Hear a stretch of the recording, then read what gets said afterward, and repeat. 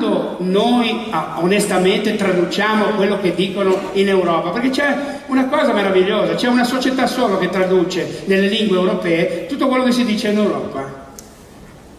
Si chiama MEMRI, Middle East Research Institute International, MEMRI. Il proprietario è un ex israeliano, un ex colonnello dei servizi segreti, quindi quello che traduce, tutti i sottotitoli di tutte le cose, per esempio dei palestinesi, ovviamente ogni tanto si sbaglia nella traduzione. Questa Europa che noi adesso andiamo per le europee, faremo una campagna politica, faremo nelle piazze, ci saremo tutti a dire di questa Europa, ma è un'Europa una parola vuota, nessuno sa cos'è. Cosa significa essere europeo? Che cos'è essere europeo? Io ci credo nell'Europa e adesso in questo momento l'Europa è un caposaldo rispetto agli Stati Uniti, al Sud America e al Nord America. Pensate al Nord America, hanno ancora Guantanamo, hanno ancora la tortura di Stato, hanno le basi militari, sono i più grandi guerrieri del pianeta gli americani. Io non vorrei somigliare a loro, non vorrei, li amo per le loro cose, per il loro abbigliamento, per le loro università, per le loro tecniche di comunicazione, per l'amor di Dio. Ma hanno 5 milioni di persone in galera, cioè è molto difficile vedere un'Europa dove c'è una situazione completamente diversa da stati a stati. Noi non sappiamo nulla dell'Europa, sappiamo che c'è un Beethoven, l'inno di Beethoven, l'inno alla gioia. Piano piano faccelo sentire l'inno alla gioia. L'Europa usa l'inno alla gioia. L'Europa usa l'inno alla gioia, inno che usava Hitler per i suoi compleanni, che usava Mao Zedong per fondare il suo partito, Libretti Rossi. Questa musica ha inaugurato l'apartheid della Rhodesia quando era presidente Smith. Questo è l'inno che ha preso per il culo mezzo mondo e lo chiamano alla gioia. Di gioia non c'è più un cazzo. Quando parliamo di Europa, che cos'è essere europeo, sentirsi europeo? Che cos'è? Non lo so.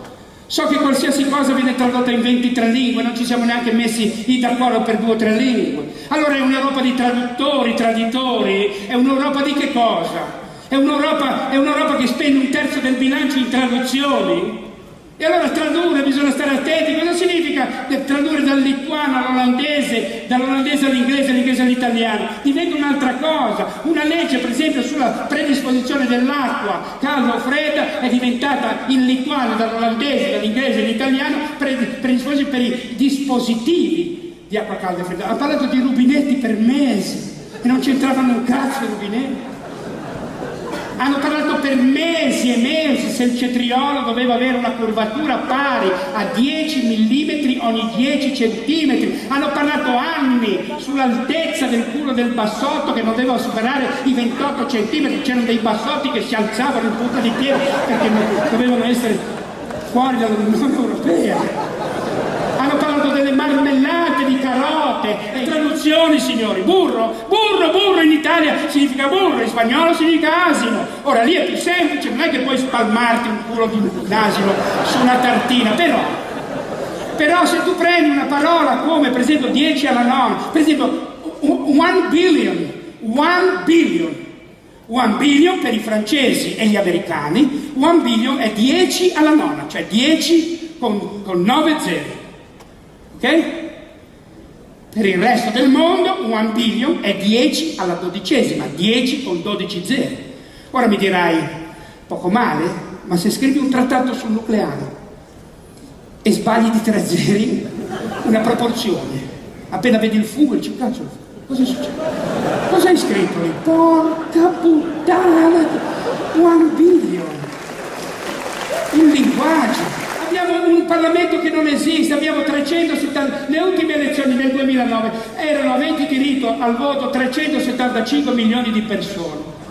Ebbene, 220 milioni non sono andati a votare.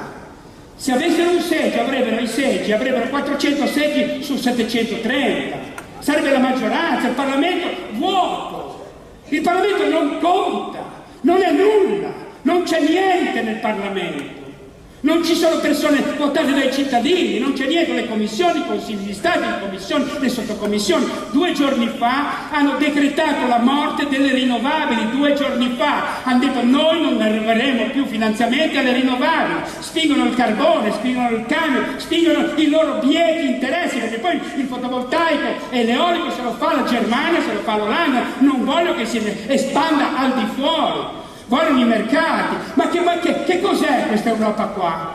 Di che cosa è fatta? Di 2 parlamenti, due, ci impongono noi sacrifici del cazzo, sacrifici, e poi hanno 2 parlamenti, Bruxelles e Strasburgo. Perché? Perché ogni mese, 4 giorni al mese, 3.000, 4.000 persone tra addetti e non addetti vanno a Strasburgo in 4.000. Ci costa il Parlamento di Bruxelles 105 milioni, più 50 milioni ci costa Strasburgo, perché poi deve rimanere aperto tutto l'anno per un cazzo di 4 giorni al mese, e ci chiedono sacrifici a noi. E allora se noi andiamo lì, è chiaro che hanno paura, noi andiamo lì a ritrattare i trattati. Non è vero che non si può uscire dall'euro. I trattati internazionali sono sotto tutela del famoso Trattato di Vienna, dove il Trattato di Vienna tratta i trattati internazionali. L'articolo 50 della Costituzione europea, l'articolo 50, la famosa Costituzione, non sono neanche riusciti a chiamarla Costituzione, ma Trattato di Lisbona, perché proposta dai francesi, hanno fatto un referendum, l'hanno bocciata, non ha neanche la Costituzione, quindi l'hanno chiamato Trattato di Lisbona. E se vai all'articolo 50 del Trattato di Lisbona c'è scritto che se una nazione vuole uscire dall'Unione Europea o dalla moneta unica, ha tempo 2 anni, e se in 2 anni decide di uscire, può uscire. Articolo 50 del Trattato di Lisbona. Io non mi invento niente, poi se è giusto o sbagliato non lo so. Noi porteremo i nostri 7 punti, perché 50 miliardi di taglio, come fai a averlo firmata una roba così? Signori, allora io andrò là e andremo a discutere il debito. Andiamo a discutere delle cose, il MES, hanno firmato il MES, meccanismo, solito. Noi aumentiamo il debito per andare in questo fondo che salva non gli stati, ma salva l'euro, cioè viene erogato in caso di bisogno, se c'è uno stato che è in difficoltà, ma non in una difficoltà semplice, se è in difficoltà e la sua difficoltà mette in crisi l'euro delle zone circostanti, degli stati circostanti. Se non c'è quel programma, quella condizione lì, non danno i soldi. Quindi noi diamo miliardi di euro, ma senti, cioè 125 milioni di euro a debito da mettere in un fondo gestito da una commissione di 100 persone che non sai chi sono, che non possono essere indagate, che non portano nessun bilancio, che non esistono, che non pagano le tasse, che sono super protetti, e con questi soldi cosa fanno? C'è scritto sulla legge, prendono questi soldi e li devono far fruttare in un titolo AAA europeo. L'unico titolo AAA europeo è la Germania. Noi ci indebitiamo con i nostri soldi, e hanno firmato in mezz'ora a luglio del 2012, quando noi eravamo con i braccioli al mare.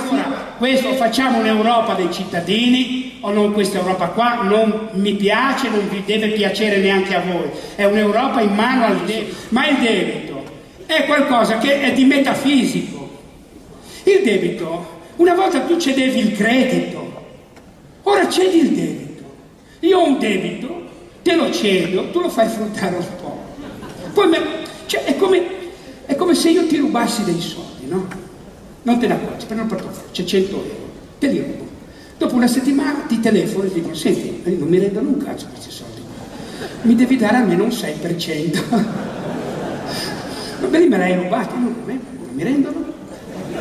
Ci cediamo le cose. Allora, nel 2011 falliamo, metà del debito è in mano alle banche, e la fetta del debito è questa qua. 2011, banche straniere, quasi il 50%, quella da 6 euro, no? È chiaro che non ci fanno fallire, no? È chiaro.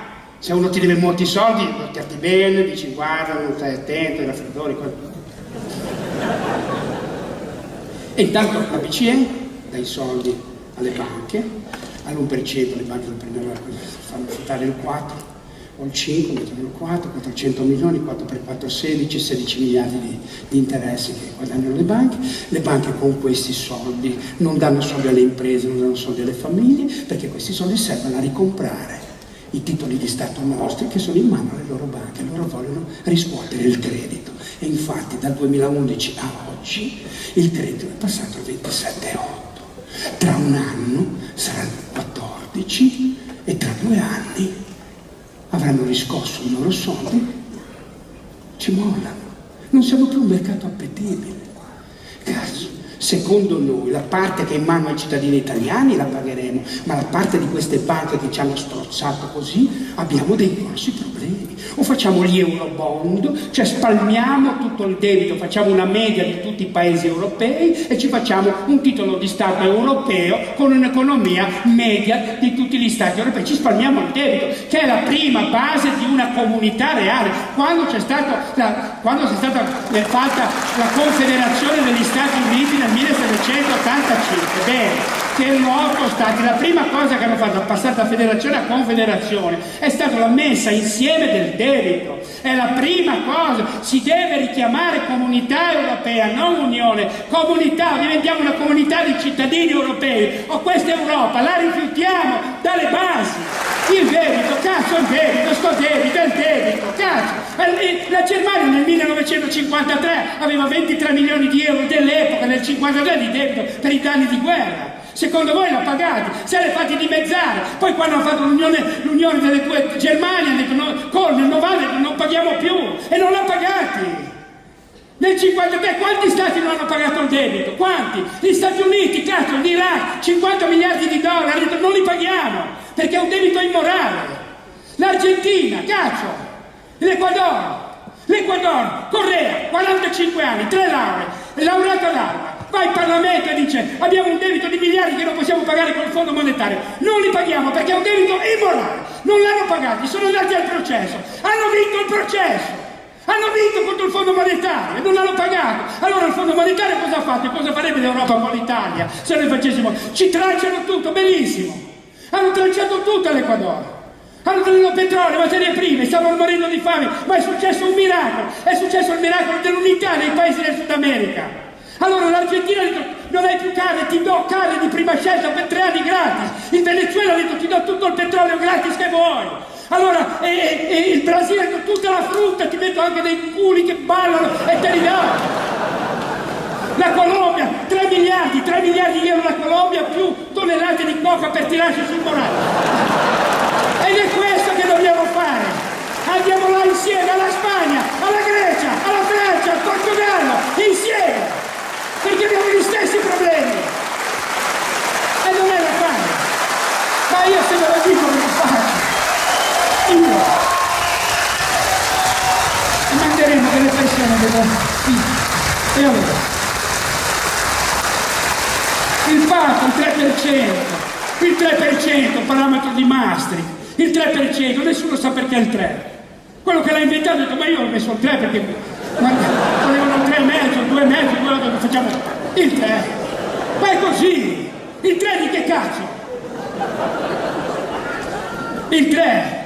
Il bilancio, il pareggio del bilancio in Costituzione, vai a vedere la legge, non c'è scritto che deve essere in Costituzione. Se noi l'abbiamo messo in Costituzione è un capi al collo. Non puoi fare una spesa in più, lo Stato può fare una spesa in più per fare un ospedale, una scuola. Non puoi.